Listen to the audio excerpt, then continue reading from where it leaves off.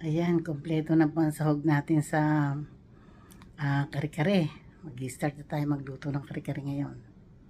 Ayan po, from my garden. Itong green beans. Ayan yung binili kong talong. Tsaka ito pong pechay. Ayan, magpipirito din ako ng tuna. Ito po yung tomato, naka-freezer. Yan po yung sumusobra ko nung dati nagluluto ako. Nilalagay ko sa freezer. Tsaka reno. At tsaka ito po yung gata. Ay, hindi na pala natin siya lalagyan ng gata. Peanut ang lalagay natin. Babalik ulit yung gata. Tsaka ito lalagyan natin ng atsuete para may kulay. Ayan, habang pinalalambutan ko po itong beef. Ayan po. Malambot na siya kaya hininaan ko na yung apoy niya. Ito po yung oil dyan natin.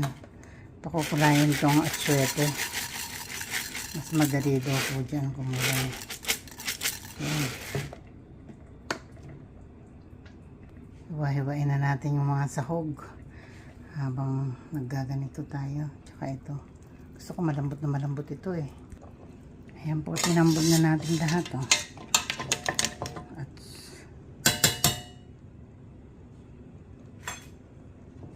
ayan po. Peanut, reno, at saka po itong tomato.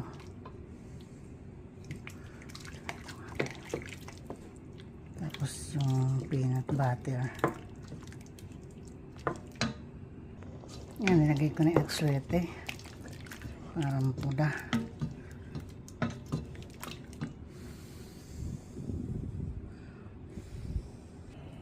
Tambog na natin to.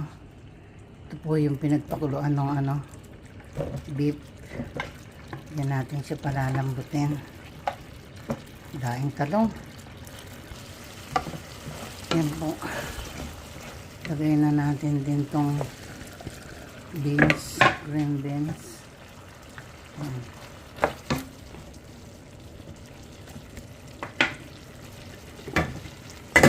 Takpan natin. Yan po, luto na po. Luto na. Kainan na. Thank you po for watching. Ayan po ang ating kare-kare for today. Thank you po for watching. Ayan, sinumot ko na ito. Naan natin ang apoy. Nag-overcook na siya. Ayaw naman kasi nila ng malasalong Ayan po, okay na. Habulan na lang natin siya ng gulay pagka inulang sa gulay.